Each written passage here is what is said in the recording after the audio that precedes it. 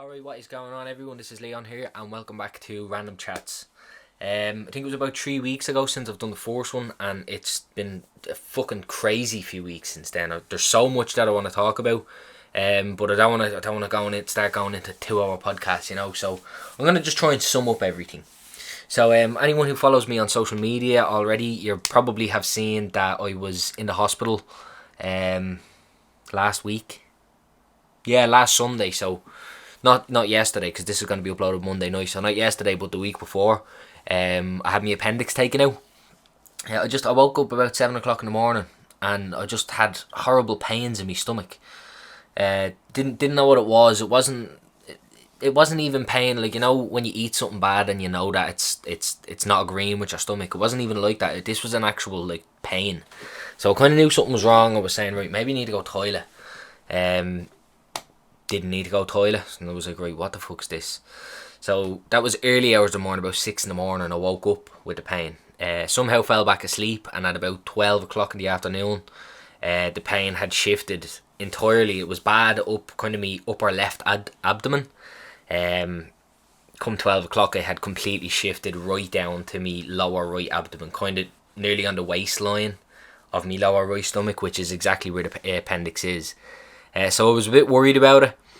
Said, you know what, I'm going to go into the hospital, and I was saying, am I just being dramatic here? But I said, because the pain was so centered in on exactly where the appendix would be, like, to my rough estimate anyway, from kind of Googling where it is, I was just a bit worried, and I said, look, this is if it is me appendix, it's not something that you want to give a day or two to see how you get on, because obviously it can rupture and you can die. I think the blood poisoning it is, or whatever. But I said I'll go in. Now, I didn't actually tell anyone. I think me and Louise were actually fighting that day, and I rang her and I was like, yeah, I'm on my way into hospital. And in the middle, like, because obviously we were kind of bickering back and forth, she was like, wait, what? It was funny. But I went in anyway, and I was in quite a bit of pain, that way. Like, nothing, I wasn't screaming in the waiting room, that way, but it was very, very uncomfortable. And then while I was in the waiting room for, I would say, so the Mater Hospital waiting room, I think most people in Dublin have probably been in it at some stage. I was in there for, I think, 6 hours, 6.5 hours, maybe 7 hours, 6 anyway.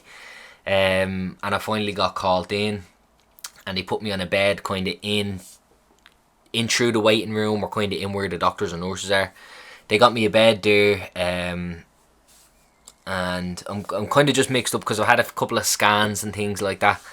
But basically the nurse said, look, we don't think it's appendicitis, but because that pain is so localised to that one area, we're a bit unsure.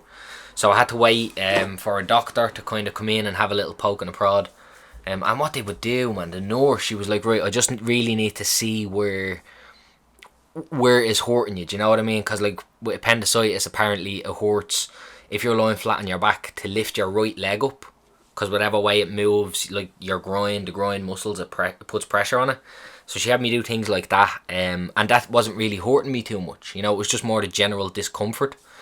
And she said, okay, that's unusual, And then what she'd do was with two fingers, right? Two firm fingers, she'd press down all across my abdomen, So she'd go up left top where the pain started. Is that sore? No. Worked her way into the abdomen. And I swear to God, right? Imagine, like, I'm trying to think how I could describe this now. Something kind of doughy. Imagine like a firm memory foam pillow, right? Imagine trying to press all the way down on that. Do you know what I'm saying? Like, really, from the top of the pillow, press all the way down and try and touch the end of it. That was about how hard she pressed right in on where my appendix was. And I don't know if it was inflamed or not, or how they tell. They didn't actually tell me. But I was brought in and I think they done an x-ray, or they done some sort of scan anyway. So this all went on as I was, one door through from the waiting room, And while I was there, they gave me a COVID test, which I don't want to say I was excited for, but I've heard a lot about them. They go through up your nose and in the back of your throat, and I was like, right, let's just see what happens here now. And I had a female, like she was somewhere in Asia, I would say, and I'm not even being racist. I'm just not sure. But it was an Asian woman anyway. She didn't have great English, whereas like even the doctor, who was pressing in on my stomach, she had good personality. So even though I was in pain or uncomfortable, she was good at her job. She could talk you through it, that way. But I got this woman, didn't have great English, and she was like, "Okay, we're gonna do a COVID test now." And I said, "Alright." So I'm lying down. You know them doctor's chairs where they're like spongy padded leather. They're not really comfortable. I'm on one of them. And she goes, "Right," and she sits me up, right. So kind of puts her arms on my arms and kind of hooshes me up, gestures saying sit up. So I sit up, right, and I'm looking right at her, and then she says, "No, lie down." And I was like, "What you sit me up for then?" So I lie down, and she goes, "Right, tilt your head back." And she says, "So I'm gonna take this thing." So she had it. It was about probably 4 or 5 inches long, and it was just like a little plastic kind of rod thing. And at the top of it, I had the best way I could describe it is, like those things you put down to clean your drain. They have like them hard plastic spikes, the bristles on it. It was like one of them. Now they weren't hard. They were kind of like brushes, almost like paintbrush hairs or something. And what she does is she tilts your head back and goes into your nose. So again, if you could imagine, right, take your baby finger and put it in your nostril up. There's like a little cavity up there, as far as your finger could go. So she goes in there, and I was like, okay, that's not too bad. But then about another inch after that, she goes up, and those paintbrush bristles, it's like, when someone puts a feather on you and that burning itch, it's like that, but it's inside your nose. It's fucking horrible. And she didn't tell me she was going to do that. She put it in, and I was like, okay. And then she just jammed the thing in another fucking inch. So obviously I snapped my head back, and I was trying to press, and she was like, "Oh, we didn't get it." I was like, "Are you fucking joking?" So I sat back down, and because I knew what to expect, the second one wasn't too bad. She went a little bit slower. But, that itch, it was like a burning itch deep in your nose. It was horrible. So she does that, pulls it out, and, puts it in the cover and all, and it's all professional and fucking COVID. And then she took a second one of them, right? Now this one was a little bit more kind of, it felt more invasive. I don't know, it was weird. So she goes, "Open your mouth and kind of stick your tongue out a little bit." So I stick my tongue out, and she puts it on, again, that that point at the back of your throat where if you were to put your finger in your mouth, you could kind of touch the back of your throat where it wouldn't hurt. Again, she done that, and again, this one wouldn't probably have been a full inch because I probably would have gagged and got sick. But she went down probably about a half an inch, 3/4 of an inch down further in my throat, and kind of just wiggled it around in there. It was a horrible experience, but I'm glad I got one still, that way. Yeah, I'm glad I got it. Sorry, just had to pause there for a second. So I'm sitting there, and I'm like, right, I finally got the COVID. I heard people on podcasts and stuff say, "Oh, it's very uncomfortable, it's very invasive." So I was kind of glad I got it. And she goes, "Okay, I need one more swab," right? And I was like, "What do you mean, like?" And she said, "We're doing this for every patient that we see now. They're doing some kind of a test on everyone who comes through the door. I don't know if it's COVID related or if I don't know what they're doing." But she goes, "I need to swab the back." That's all she said. As I said, she hadn't got great English. And I said, "Sorry, what?" And she goes, "Yes, I think she said the back passage." And I was like, "You need to put that." And she was like, and this is where the bad English really kind of frightened the fuck out of me. She was like, I put it in and I swab. We have to do it for all people." And I was like, does she just want to stick a little swab up my arse? Like, I mean, surely to God they're not swabbing every single person who comes in here's arse. But I was like, well, I mean, she's a nurse. In that kind of social environment, I kind of have to trust her. That way. Like, I can't be like, "Show your work. Why do you have to do this?" So I said, "Alright." So again, on that weird little hospital medical bed that they always have, they're so fucking uncomfortable, and they just look sanitary. They're just, you'd never have one in your house, like. So I'm lying on the bed, and she kind of puts me in the baby spoon position, and she goes, "So just pull him down." And I'm like, "Oh my goodness, this is horrific." So I'm currently on the edge of the bed. My arse is almost sticking out off the edge of this fucking horrible bed, and she just in one gentle wisp, right? Like imagine like a blank white canvas, an artist, right? And he has a paintbrush with a bit of paint on it, and just he starts on the right side and just goes right across in a straight line. That was what she done.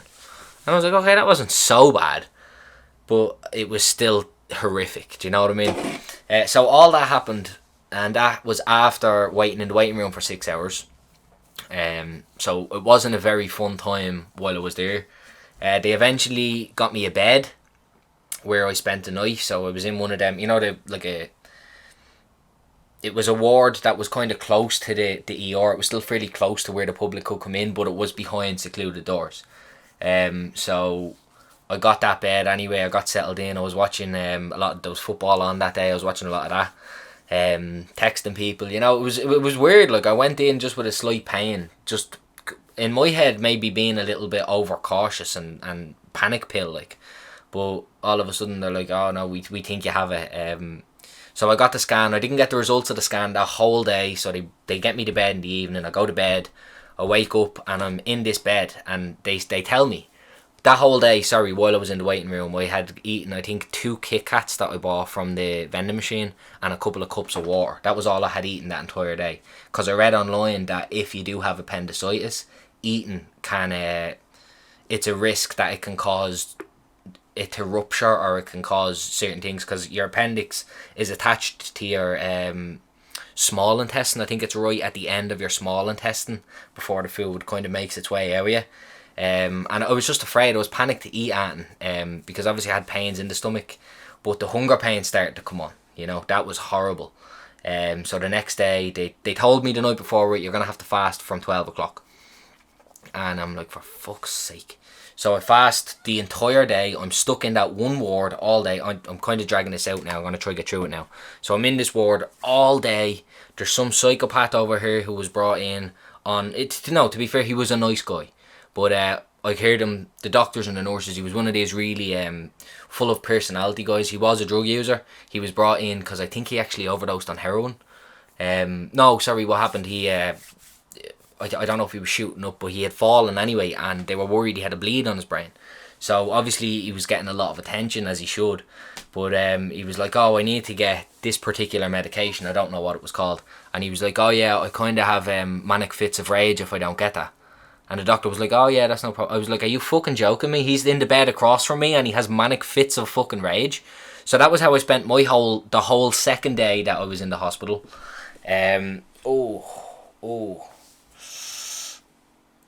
Sorry, it's actually just the actual cuts are hurting me a little bit. Sorry, I just paused there. It was actually where the appendix was. I'm still getting kind of little pains throughout the stomach, so I think it's been a week now to the day, or 7 days or something it's been now since it's been out. But I was thinking about it. I was planning on doing this Random Chats as a video, but I said, do you know what, no, I'm going to just do the audio, because there's a lot more work in the video, and I kind of want to just get this out because I want to talk about getting the appendix out, and it's already kind of getting hazy in my mind. So eventually I got brought up to a good ward, so I ended up having to fast for something like, I don't know, fucking 34 hours or what. I didn't do the maths, but it's around 34 hours or something. And I'm a fucking big boy. You know, anyone who's seen me recently knows that. And genuinely, 36 hours, the hunger pain was horrible, and then it was mixing with the pain of the appendicitis. But I eventually got brought up to the good ward first. I was there for about 2 hours. They took me weight, they took some bloods, they had an IV in my arm the whole time. They were shooting painkillers in through that. And I eventually got brought up. They gave me the anaesthetic, and I woke up high as a kite next to some poor bloke who just had to log a load of data on a computer. And I must have waffled the ears off him for what felt like about a half an hour, 40 minutes. And I'm not exaggerating, I was waffling, don't even know what I was saying. But, you know, I mean, I'm sure that's his job, I'm sure that's where he works and he's used to it. And he was good, you know, he clearly had shit to do, and there'd be moments where he'd zone out while he was working, but he'd jump right back into whatever random shit I was talking about, you know. He was good at his job, like. Honestly, I could say that for most people who I kind of dealt with in there, bar the one doctor who kept giving me bleeding ibuprofen or some shy painkiller, but wouldn't call up a porter to get me brought up to the good ward. They literally delayed me entire surgery. When I got up to the ward, they were like, "Oh, Leon, we're waiting ages to get you up here. We have this bed ready for you hours." I'm like, "What the fuck? I'm stuck in this crappy little ward next to some psychopath for about 8 hours. Literally about 8 hours of the day. All while fasting. It was a fucking horrific day." This doctor's coming in saying, "Oh yeah, we're just waiting to hear back from the ward basically to say when to bring you up." The ward told me, the head nurse of that ward said, "We're waiting hours for you. We've had this bed here just lying empty." I was like, "What the fuck?" So I'm in that ward about 2 hours. Finally get brought up for surgery, and yeah, even the I think he was actually the head surgeon, because there was a couple of women in the room. I think they were the anesthesiologists. I think they're called the people who administer the anesthesia, to knock me out basically. And the doctor's wheeling me in from the preparation room into the surgery room. Looks exactly like what you see on the tellies, all the cabinets full of medicine, and it was deadly. It was a great experience, like. And the surgeon was like, "Yeah, we're waiting hours for you. Like we had you booked in, not had me booked in, but basically, I got this surgery done at about, not no joke, about 11:30 in the night." I was saying, "Is there still going to be surgeons in the building at this time?" And they were like, "We've been ready hours for you. We've had you head of the top of the queue, but because I wasn't brought up from the shitty ward downstairs at ER to the good ward," he said, "that we've had to let other people who were on the list waiting for surgery to go ahead of you. All because this one doctor wouldn't ring a porter to bring me up to the good ward." I was fucking snapping. But eventually, look, I got the appendix out. I was still out on my bin, as I said, talking to your man. I got brought back to my ward. Fell asleep for, so what, it was 11:30. Probably back in the ward and all. I think I was back in the ward before 12:30. You know, that way it was fairly quickly. And woke up at 3 o'clock, just in time to watch the main event of the UFC that was on that night. Who was it now? Oh my days, I can't believe I can't remember who it was. Who was it? Oh my god, I'm going to have to check after, I can't remember. But I just in time, I was really excited to watch the fight. To be honest, it was a great card. Can't remember any of it. High as a kite, as I said. But I was really looking forward to seeing that card, and at least I got to see the entire main event, which I was happy about. So that was pretty much it then. Woke up the next day, had me breakfast, stayed in for the... Did I stay in the whole next day? Woke up and I got me breakfast, and then I got a bit of lunch. Yeah, and then my man Louise was supposed to drive up and see me then probably about 6 o'clock. 6 o'clock the day after the surgery, they were like, "Go on home," you know. I was thinking they were just going to come up and... Sorry about that. I was thinking they were going to just come up and I'd just go out and stand outside and maybe have a smoke with them or whatever, you know. But I was able to get discharged. It was nice. So I've just been healing up since then, really. It's gone well. I have a photo of the cuts. So basically the surgery that they done, I'll get through it real quick because we're nearly 20 minutes in now. Basically what they done was they cut 3 holes in me. They cut one on the left side of my abdomen, and that's to stick a camera in. So what they do is they cut the hole and they blow a load of air in through that hole to basically guide the camera across me abdomen, basically right across my stomach from the left to the right, to look at the appendix. They looked at it, they saw that it was inflamed. Well, they already knew that it was inflamed, but they look at it just to make sure, like in real life, and they were like, "Yep, it's appendicitis." And then I have a cut right in me belly button. I actually have a photo of that. I might put it. I was thinking about putting it up on Instagram to gross people out, but it's a bit nasty, so I don't know. But I have a photo of that, and then I have another cut, which would kind of be, if you imagine where like the strings on your tracksuit bottoms would be, just right on the waistline. I have another cut right there. So what I think they done was, because the belly button cut is definitely the biggest, I think on the waistline they made just a little cut and got like obviously a small like little set of tweezers or whatever they use, and I think they kind of, while looking through the camera, disconnect the appendix through that, and then cut a hole in the belly button, again burrow through, and then pull the appendix out of the belly button. That's what I think they've done. Now I can't say with certainty, but I do have an appointment for the hospital. Well, I have to get on to them, but I should have one for this week, and I'm going to ask them what exactly each cut is, but I'm pretty sure what I said there is how it is, because the cut on the left side has actual stitches in it, so it was obviously the widest, and you'd need a wider cut, you know, to fucking stick a camera through my stomach. So I might upload a photo, and then yeah, I was thinking about it, because if I was doing a video version of the podcast with me looking into the camera talking, it would have been better, because I could have actually at least even put the image on the screen, or shown you in person. I was thinking that would have been good, but there's a couple of things that I actually want to talk about, that I want to show, like photo screenshots and things I have. So what I'm thinking I'm gonna do is I'm gonna just upload one whole bundle of photos that are each relevant to this episode. So if you listen to this, I want to talk about UFC 253. I want to talk about DMing a UFC fighter. That was fucking deadly. So I'm going to upload all of them, as they'll be the latest post on the LD Podcast Instagram. You can go see the cut on my belly button. You can see an IV drip in my arm where they're pumping painkillers, like liquid painkillers, strong stuff through it. But the blood from the vein is actually leaking out through the IV and into the tube. And I was like, shit, there's blood coming from the IV. And I told the nurse, and she was like, basically it's a back and forth. So everything that's in the bag, the painkiller bag, is going to go into my arm eventually. But the blood is obviously just pushing out a little bit, but it'll all get sucked back into my body. It's fucking mad. All them photos, they're all going to be in one big post on Instagram. There's probably going to be 7 or 8 photos. So at the LD Podcast on Instagram and Facebook as well. They'll all be there. Right, UFC fighter who DM'd me. Well, I DM'd him.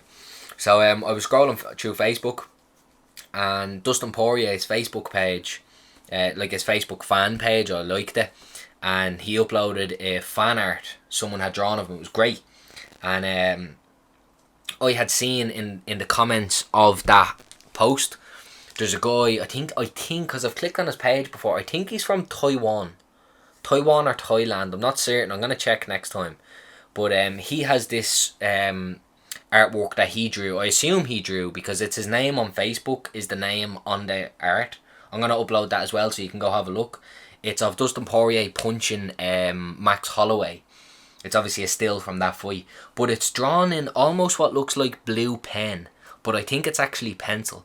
But the detail in like the Dustin's fist, the UFC glove, Dustin's face, Max's tattoos, it's just really good fan art. And he's obviously shared it a couple of times on Dustin Poirier's Facebook.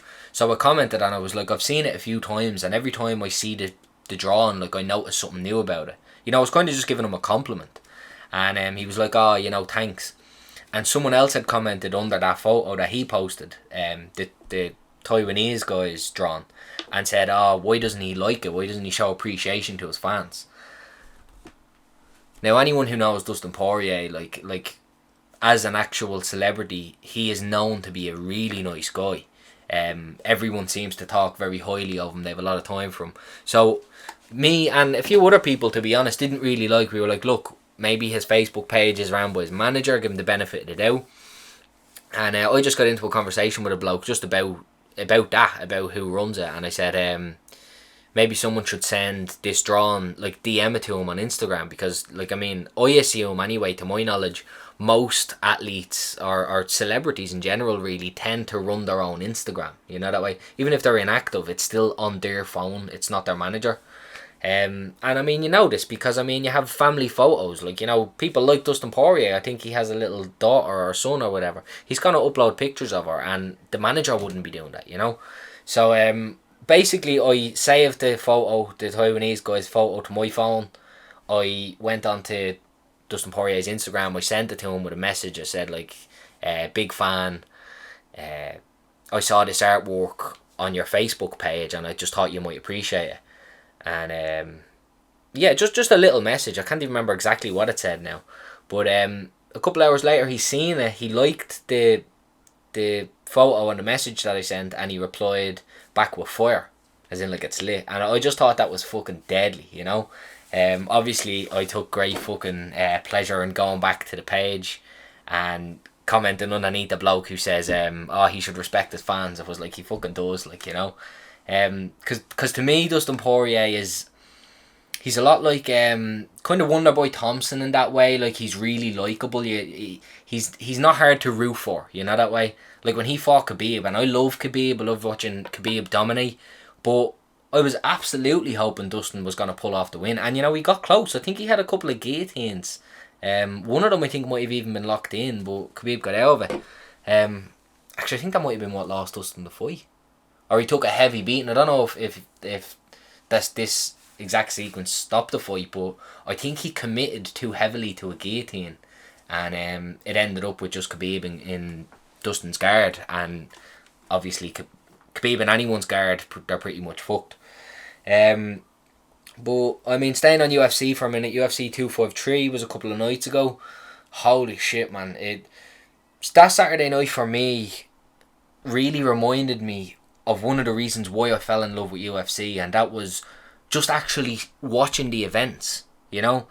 For people in the UK and Ireland, and I mean, I'm sure I just don't know the time differences, but I would imagine it's the same in a lot of Europe. In that, like the UFC Apex Center or Fight Island, which is where this one was, they start their fights in the time that best suits US time.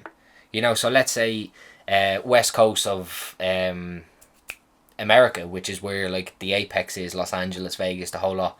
I think they start at like, the main card starts at like 9 or 10 p.m.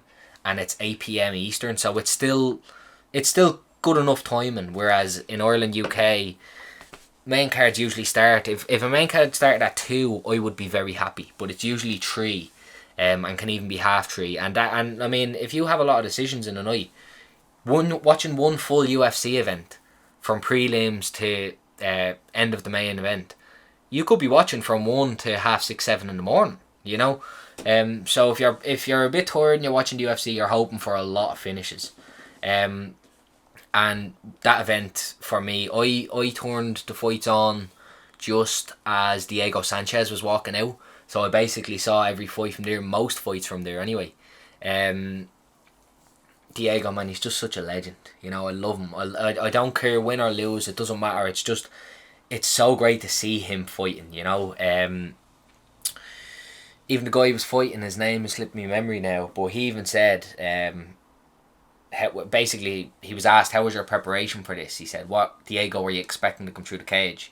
The guy goes, I think only Diego knows what Diego is stepping into the cage each night.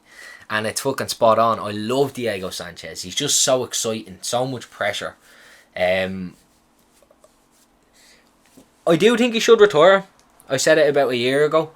I don't think he has another title run in him. You know, I don't even think even close, really. I don't think he even has a top 5 fight in him, you know.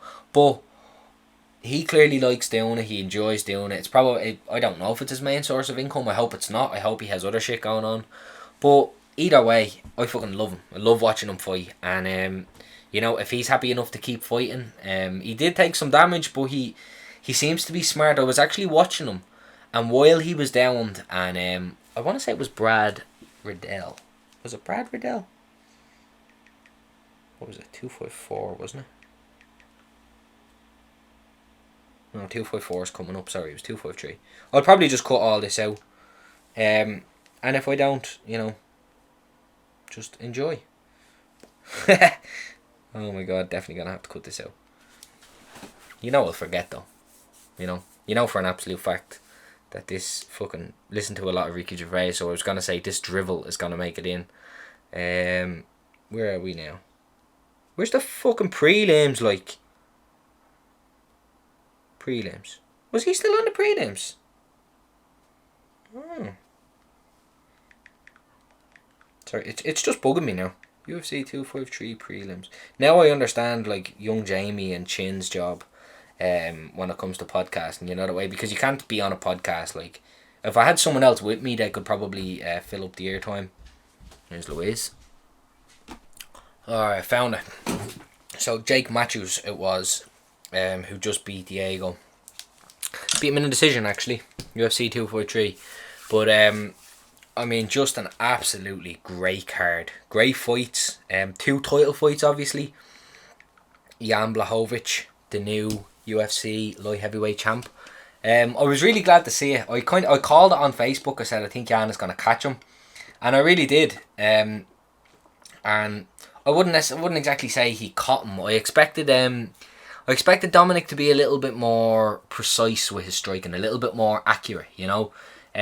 Kind of in the same style that Izzy fought. I expected. I know he's no he's not like a man. He's not an expert striker in the same way that Izzy is, but I don't know. I just expected a little bit more, maybe a smarter game plan, a smarter strategy of getting in, landing a shot and getting out of the way. Because obviously, you look at Jan Blachowicz, and it doesn't take a genius to know that he has power in his hands. He's a fucking monster. He's 6'4".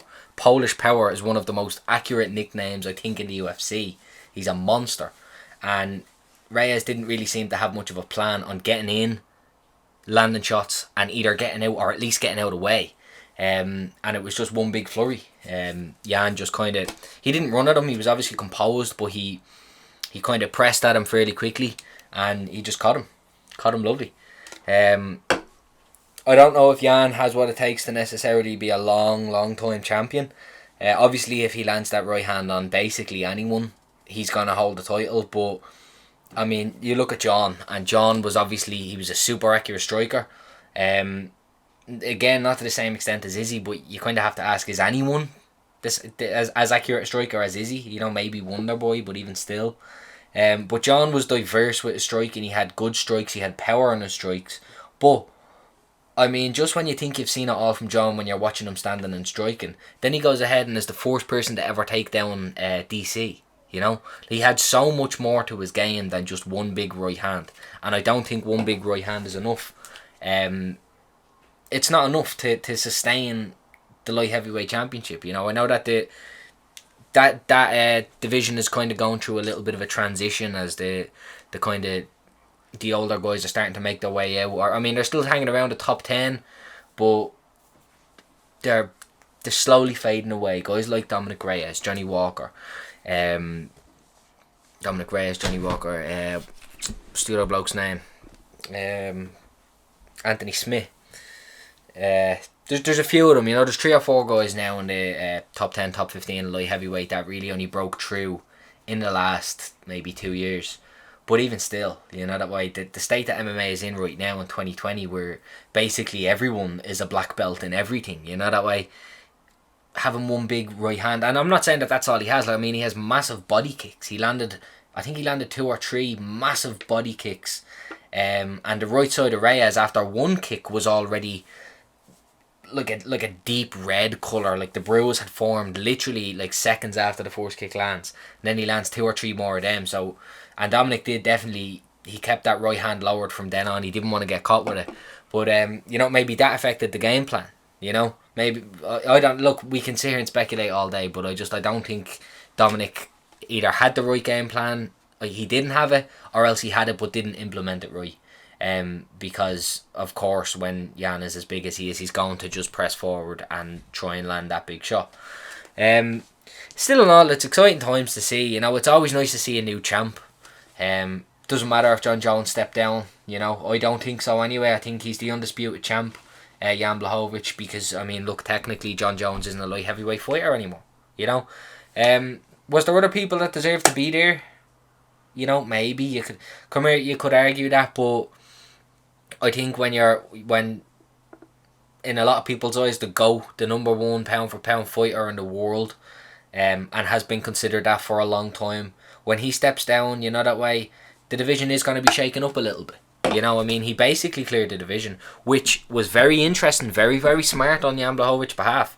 In the post-fight show, he said, come on back down, John, come on back down. And he was basically just saying he wants to fight John Jones. But what I didn't realise was that in Jones's, historic light heavyweight title run, he did basically clear out the division, but he never beat Jan Blachowicz. So, not that John needs it, but that's just another very, very exciting fight that I think could really drum up a lot of attention. Imagine if, imagine like if COVID just went away, or we got it under control, right, to the point where we can have fans in stadiums, even at a limited capacity, even half stadiums. Imagine John Jones, Jan Blachowicz, pay-per-view, headlines an event in Poland with a crowd. It would be fucking madness. That fight would do huge. I know Jan Blachowicz isn't the biggest star, but right now his star power just at least doubled or tripled after winning that title. You know that way? So it's just another exciting possible fight. Main event, Izzy Costa. I mean, it was just a clinic.